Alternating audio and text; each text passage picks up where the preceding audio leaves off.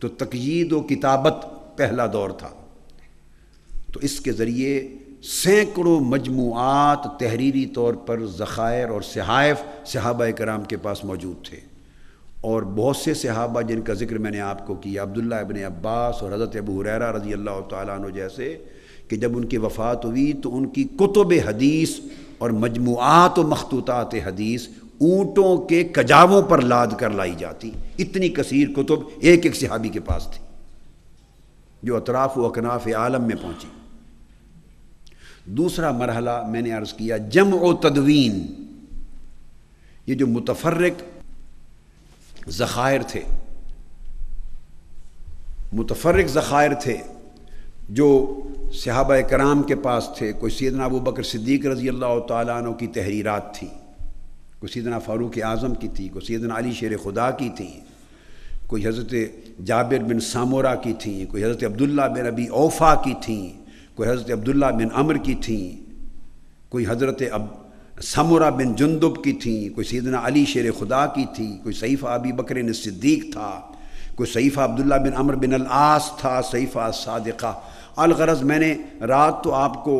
یعنی 20-50 صحابہ کرام کے بتائے جن کے صحائف تھے، یہ پھر آگے منتقل ہوئے، یہ کتب متفرق تھی، اور ان کے صحائف جو تھے وہ بالعموم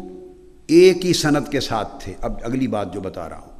یعنی جو سیدنا ابو ہریرہ رضی اللہ تعالیٰ عنہ کے پاس کثیر کتب تھیں جو آپ نے اپنے تلامذہ کے ذریعے لکھوا کے رکھی تھیں، اور ایک مکتبہ پوری لائبریری بن گئی تھی، وہ احادیث تھیں جو آپ نے براہ راست آقا علیہ السلام سے سماع کیا تھا۔ عبداللہ بن عمر بن العاص کے پاس ہزارہا احادیث تھیں جن میں 1000 صرف الصحیفۃ الصادقہ میں تھیں، وہ آپ نے براہ راست آقا علیہ السلام سے سماع کیا تھا۔ جابر بن عبداللہ کے پاس تھیں، براہ راست سماع کیا تھا۔ سمرہ بن جندب کے پاس تھی، براہ راست سماع کیا تھا۔ حضرت علی کے پاس تھیں، براہ راست سماع کیا تھا۔ الغرض رات میں نے مفصل ذکر کر دیا، تو نقطہ یہ ذہن میں رکھ لیں کہ ہر صحابی کے پاس جو کتب حدیث تھیں اس کا بیشتر ذخیرہ ایسا تھا جو براہ راست انہوں نے خود آقا علیہ السلام سے سماع کیا، اور آگے اس حدیث کے راوی وہ خود تھے، الا یہ کہ عبداللہ ابن عباس رضی اللہ تعالیٰ عنہ اور عبداللہ بن زبیر رضی اللہ تعالیٰ عنہ جیسے کچھ صحابہ، اور سیدنا امام حسن اور امام حسین، کئی صحابہ جو صغار تھے، ان کے پاس 2 طرح کی احادیث تھیں۔ براہ راست آقا علیہ السلام سے سماع کی وہ احادیث بھی تھیں، اور انہوں نے کبار صحابہ سے سماع کیا تو اس طریق سے بھی احادیث جمع کی تھی، کیونکہ صحابی آخر عمر تک اگر کوئی حدیث ان کے پاس نہ ہوتی تو سینکڑوں میلوں کا سفر طے کر کے دوسرے صحابی کے پاس وہ حدیث لینے جاتے تو اس حدیث کی سند بن جاتی۔ انہوں نے ان سے روایت لی اور انہوں نے آقا علیہ السلام سے سماع کی، تو بیشتر احادیث ہر صحابی کی اپنی روایت پر مبنی تھی کتب۔ یہ دور تھا تقیید و کتابت حدیث کا۔ اب اگلا دور جب تابعین کا آیا تو اس میں ایک درجہ فنی طور پہ آگے بڑھ گیا، یہ عمل فنی طور پر، اور یہ دور آ گیا جمع و تدوین کا۔ کیا دور آ گیا؟ جمع و تدوین کا۔ وہ جو متفرق ریکارڈز تھے، متفرق کتب تھیں سینکڑوں کی تعداد میں، متفرق صحائف تھے تحریری، مختلف میٹیریلز پہ لکھ لیتے تھے، لکڑیوں پہ لکھ لیتے، کسی نے پوچھا ہے چمڑوں پہ لکھ لیتے، پتھروں پہ لکھ لیتے، جو میٹیریل اس دور میں دستیاب تھا لکھنے کے لیے تو بیشتر چمڑوں پر اس پہ لکھ لیتے تھے۔ اب جمع و تدوین کا جب تابعین کا دور آیا تو انہوں نے کیا کیا کہ تابعین نکل پڑے اپنے گھروں سے، اور متفرق سینکڑوں کتب اور صحائف اور ذخائر اور مجموعات اور مخطوطات احادیث نبوی صلی اللہ علیہ وآلہ وسلم کے جو مختلف صحابہ کے پاس تھے اور ان کے تلامذہ کو منتقل ہوئے، یا ان کی اولادوں کو، ان کے خاندانوں میں، یا ان کے تلاميذ اور تابعین کو، تو وہ نکل کھڑے ہوئے تابعین کے دور میں کہ اب ایک ایک تابعی کئی سینکڑوں جا کے صحابہ سے ملاقات کرتا. امام حسن بصری نے 500 صحابہ سے ملاقات کی، کوئی 300 صحابہ سے ملاقات کی، کسی نے 200 صحابہ کے پاس گئے، کوئی 100 صحابہ کے پاس گئے، کوئی کہتے ہیں 70 بدری صحابہ کے پاس گئے. کوفہ میں تنہا 1500 صحابہ مقیم تھے، وہاں جاتے. اسی طرح ہزارہا تابعین تھے محدثین، ان کے پاس جاتے،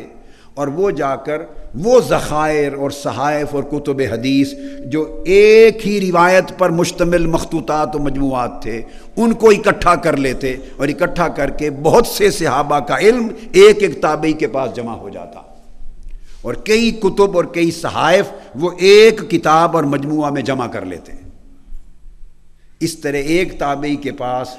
حضرت ابو ہریرہ کی جمع کردہ حدیث بھی آ گئیں، حضرت انس ابن مالک کی بیان کردہ بھی آ گئیں، ابو سعید الخدری کی بھی آ گئیں، ابو موسیٰ الاشعری کی بھی آ گئیں، عبداللہ ابن عمر کی بھی آ گئیں، عبداللہ ابن عباس کی بھی آ گئیں، حضرت عبداللہ بن عمرو بن العاص کی بھی آ گئیں، زید ابن ثابت کی بھی آ گئیں، جابر بن عبداللہ انصاری کی بھی آ گئیں.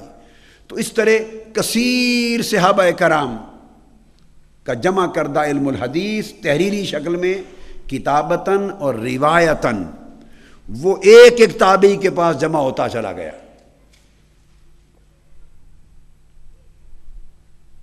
اور یوں وہ ذخائر اور صحائف بڑھتے چلے گئے، وہ سینکڑوں ذخائر ہزاروں میں منتقل ہو گئے. یہ جمع کا نام تھا، یعنی وہ متفرق صحائف حدیث، کتب حدیث، ذخائر، تحریری احادیث کے ذخائر اور تحریراً کتابتاً احادیث کے مجموعات و مخطوطات کو جب جمع کیا تو اس دور کو جمع الحدیث کہتے ہیں. اب جمع الحدیث ایک اور شے ہے، کتابت اور تقیید حدیث ایک اور شے ہے. معترضین اور منکرین کو یہ مغالطہ لگا کہ جب حدیث جمع کی گئی تو انہوں نے سمجھا کہ شاید حدیث لکھی اب گئی ہے، انہوں نے سمجھا کہ حدیث لکھی ہی اب گئی ہے. اس دوسرے دور میں حدیث نبوی لکھی نہیں گئی، جمع کی گئی. لکھی تو حضور علیہ الصلوۃ والسلام کے سامنے آپ کی مجالس میں گئی تھی. مدینہ طیبہ کے پہلے 2-3 سال نکال کر 7 برس تک آقا علیہ السلام کی موجودگی میں لکھی گئی، عہد رسالت مآب میں لکھی گئی، عہد صحابہ میں لکھی گئی، خلفائے راشدین کے ادوار میں لکھی گئی، اور تحریری ذخائر صحابہ خط لکھ کر ایک دوسرے سے منگواتے تھے، خطوط منگواتے تھے، رسائل منگواتے تھے، ایک ایک فرد کے پاس جو احادیث تھی ان کا نام لے لے کر منگوا کے جمع کرتے تھے. تو حدیث لکھی تو آقا علیہ السلام کے دور اور دور صحابہ میں گئیں، اگلے تابعین کے دور میں ان کو جمع کیا گیا اور بڑی بڑی کتابوں کی صورت میں مدون کیا گیا. یہ دور تھا جمع و تدوین کا. پھر ان کے بعد اگلا دور آیا، وہ تصنیف و تالیف کا دور آیا، جب ان کے پھر ابواب بنا لیے. ہزارہا حدیث جب ایک ایک ذخیرہ میں جمع ہو گئیں تو پھر ایک ایک مضمون کی حدیثیں نکال کر ایک باب میں جمع کر لیں. متفرق تمام احادیث جو نماز کے موضوع پر تھی، صلاۃ پر، ان کو کتاب الصلاۃ، صلاۃ کے موضوع پہ جمع کر دیا. جو وضو پر تھی وضو پہ جمع کر دی، جو صوم پر تھی صیام کے باب میں جمع کر دی، حج اور مناسک کی حج کے باب میں جمع کر دی. اب آپ سمجھیں ہیں بات کو. زکوٰۃ و صدقات کو اس باب پر جمع کر دی، اخلاق کو اس باب میں جمع کر دی، قرآن مجید کی آیات کی تفسیر کی حدیث کتاب التفسیر بن گئی، اس میں جمع کر دی. نکاح و طلاق کی حدیث جمع کر دی، فرائض اور وراثت کی حدیث جمع کر دی. تو تیسرے دور میں ان کی ابواب بن گئے، چیپٹرائزیشن ہو گئی اور سبجیکٹ وائز کلاسیفیکیشن ہو گئی. اس کو کہتے ہیں تصنیف و تالیف. اور یہ تصنیف و تالیف کا کام بھی امام بخاری اور امام مسلم کی پیدائش سے پہلے ہو چکا تھا. وہ چوتھے دور میں آئے ہیں. 3 ادوار تقیید و کتابت حدیث کے، جمع و تدوین حدیث کے اور تصنیف و تالیف حدیث کے پہلے گزر چکے تھے.